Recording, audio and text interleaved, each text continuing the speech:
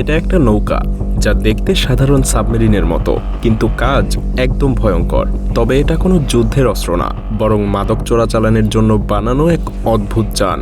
হ্যাঁ, এটাই narco submarine. দক্ষিণ আমেরিকার জঙ্গল থেকে শুরু করে আটলান্টিক মহাসমুদ্র পাড়ি দিয়ে যুক্তরাষ্ট্র কিংবা ইউরোপে পৌঁছানোর জন্য এদেরকে তৈরি করা হয়েছে। গত 10 বছরে 200টারও বেশি সাবমেরিন ধরা পড়েছে। কিন্তু আপনি কি জানেন, ধরা পড়ার সংখ্যার চাইতেও শত শত গুণ বেশি সাবমেরিন এখনও গোপনে চলাচল করছে। ভাবুন তো, পানির নিচে এক বিশাল সংখ্যক নৌযান চুপিসারে গোপনে তাদের কাজ করে যাচ্ছে, আর কেউ সেটা বুঝতেও পারছে না। আধুনিক তথ্য প্রযুক্তির যুগে যেখানে যুদ্ধ বিমান, যুদ্ধ জাহাজগুলো পর্যন্ত ধরা পড়ে, সেখানে জঙ্গলে বানানো একটা ছোট্ট সাবমেরিনকে কেউ শনাক্ত করতে পারে না। এমনকি আমেরিকার নৌবাহিনী প্রতিনিয়ত এই সাবমেরিনের কাছে ব্যর্থ হয়ে আসছে। কেন? কিভাবে এরা এত সফল? তো চলুন পানির নিচের এই রহস্য থেকে একটু ঘুরে আসা যাক। প্রতি বছর হাজার হাজার টন কোকেন চোরাচালান হয় দক্ষিণ আমেরিকা থেকে যুক্তরাষ্ট্র আর ইউরোপে। পুলিশ আর কোস্টগার্ড যতই সতর্ক থাকুক, এর বিশাল অংশ ঠিকই পৌঁছে যায় তার নির্দিষ্ট গন্তব্যে। ধরা পড়া মাদকের পরিমাণ বড় হলেও চোরাচালানকারীদের চালাকি যেন আরও বড়। প্রথম দিকে এই নার্কো সাবমেরিনগুলো খুব সাধারণ আর স্বল্প দূরত্বের যাত্রার জন্য তৈরি করা হতো, কিন্তু সময়ের সাথে সাথে চোরাচালানকারীরা আরও উদ্ভাবনী আর আধুনিক হয়ে উঠেছে। আজকের দিনগুলোতে জঙ্গলের গভীরে লুকানো গোপন শিপইয়ার্ডে তৈরি হয় অত্যাধুনিক সাবমেরিন, যা হাজার হাজার মাইল পর্যন্ত পাড়ি দিতে পারে। কার্টেল আর আইন শৃঙ্খলা বাহিনীর এই যুদ্ধ যেন এক চিরন্তন ইঁদুর বিড়ালের খেলা। কার্টেল নতুন নতুন পদ্ধতি আর প্রযুক্তি উদ্ভাবন করে, আর পুলিশ এবং কোস্টগার্ড সেই সমস্ত থামাতে নতুন নতুন কৌশল নিয়ে আসে। কিন্তু এটাই তো চ্যালেঞ্জ, কার্টেলগুলো এতটা দক্ষ আর আধুনিক কিভাবে হয়ে উঠেছে। চলুন এবার সেগুলোর গভীরে যাওয়া যাক। যদিও চোরাচালানের শুরুর দিকে নার্কো সাবমেরিনগুলো ছিল বেশ সহজ নকশার। এগুলো খুব বেশি জটিল কিছু ছিল না। 46 ফুট লম্বা, যা সমুদ্রের পানির নিচে কিছুটা লুকিয়ে চলতে পারত। এর মাথা পানির নিচে থাকতো আর রং এমনভাবে করা হতো যেন সমুদ্রের সাথে মিশে যেতে পারে, ফলে রাডারের চোখ এড়িয়ে চলতে পারত এই সাবমেরিন। কিন্তু এর ভেতরটা কেমন? এক কথায় মোটেও আরামদায়ক না। ক্রুরা থাকতো খুবই সংকীর্ণ জায়গায়। পেছনে থাকতো ডিজেল ইঞ্জিন, মাঝখানে ক্রুদের ঘুমানোর জন্য ছোট্ট জায়গা, আর সামনে মাদকের ব্যাগ। একটা সাবমেরিন প্রায় 7 থেকে 8 টন পর্যন্ত কোকেন বহন করতে পারত।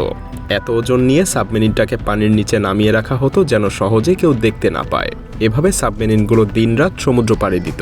5 জন ক্রু মিলে ভয়ঙ্কর উত্তাল সমুদ্রের ভেতর ঘন্টার পর ঘন্টা বসে থাকত। কিন্তু এই যাত্রা থেমে যেত এক মুহূর্তে যদি কোস্টগার্ড তাদেরকে শনাক্ত করতে পারত। মজার ব্যাপার হলো, একবার ধরা পড়লে চোরাচালানকারীরা চেষ্টা করত পুরো সাবমেরিন পানির নিচে ডুবিয়ে দিতে, কিন্তু সবসময় সেটা সম্ভব হতো না। এই সাধারণ নকশাগুলোই একসময় মাদক কার্টেলগুলোকে অনেক বড় বড় সাফল্য এনে দিয়েছিল। তবে এখনকার উন্নত প্রযুক্তির তুলনায় এগুলো যেন এখন পুরনো দিনের স্মৃতি।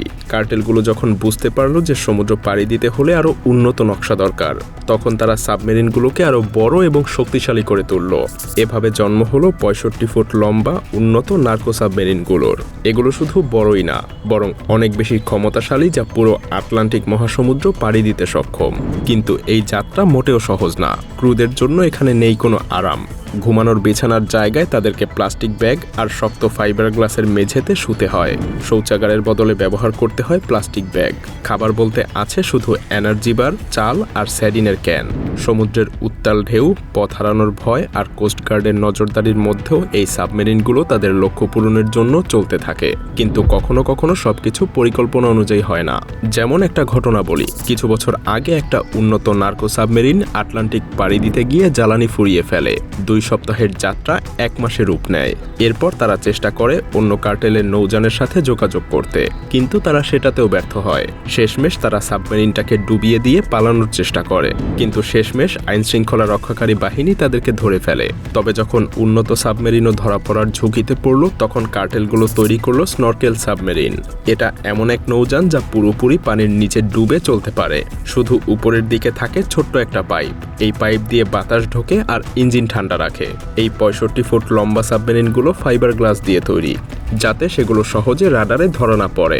এটা প্রায় 8 টন পর্যন্ত কোকেন বহন করতে পারে, এবং এগুলো এতটাই গোপনীয় যে সমুদ্রে কোনো স্নরকেল সাবমেরিন এখন পর্যন্ত ধরা পড়েনি। সত্যি বলতে জঙ্গলের ভেতরে এ ধরনের উন্নত নকশার সাবমেরিন তৈরি করা আসলেই অবিশ্বাস্য। কার্টেলরা যেন সবসময় আরও এক ধাপ এগিয়েই থাকে। মজার ব্যাপার হলো, যখন স্নরকেল সাবমেরিনের উন্নত প্রযুক্তি সবার নজর কাড়ছিল, তখন কার্টেল আরেকটা বিপ্লবী ধারণা নিয়ে আসে। বৈদ্যুতিক সাবমেরিন, এটা যেন একদম নীরব আর পুরোপুরি অদৃশ্য চোরাচালানের এক মেশিন। ৩৯ ফুট লম্বা এই সাবমেরিনে কোনো ডিজেল ইঞ্জিন নেই, এটা পুরোটাই চলে 10 টন ব্যাটারির শক্তিতে। এই ব্যাটারি চালিত সাবমেরিন 12 ঘন্টা পর্যন্ত 5 কিলোমিটার প্রতি ঘন্টা গতিতে চলতে পারে। যদিও এর গতি কম, কিন্তু এটা পুরোপুরি পানির নিচ দিয়ে চলতে পারে এবং বড় নৌযানের সাথে যুক্ত হয়ে বেশি দূরত্ব পাড়ি দেয়। সবচেয়ে চমকপ্রদ ব্যাপার, এই সাবমেরিনের গোপনীয়তা এতটাই নিখুঁত যে সমুদ্রে কখনোই এর দেখা মেলেনি। শুধু কলম্বিয়ার জঙ্গলে মাত্র একটা সাবমেরিন পাওয়া গিয়েছিল। কার্টেলরা এটাকে শেষ অস্ত্র হিসেবে তৈরি করে রেখেছে, যা ধরা পড়ার সম্ভাবনা প্রায় শূন্যের কাছাকাছি। তবে যখন আপনি ভাববেন কার্টেলের এসব জটিল মেশিনগুলো হয়তো শুধু প্রযুক্তির গুণ, তখনই সামনে আসে আরেকটা নাম, অস্কার মরেনো রিকার্ডো। তাকে বলা হয় নার্কো সাবমেরিনের রাজা।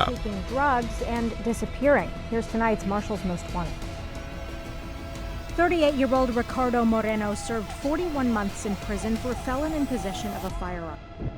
জঙ্গলের গভীরে নদীর পাড়ে লুকানো শিপইয়ার্ডে এই মানুষটা তৈরি করত এমন এক সাবমেরিন যা হাজার হাজার মাইল পর্যন্ত পাড়ি দিতে সক্ষম।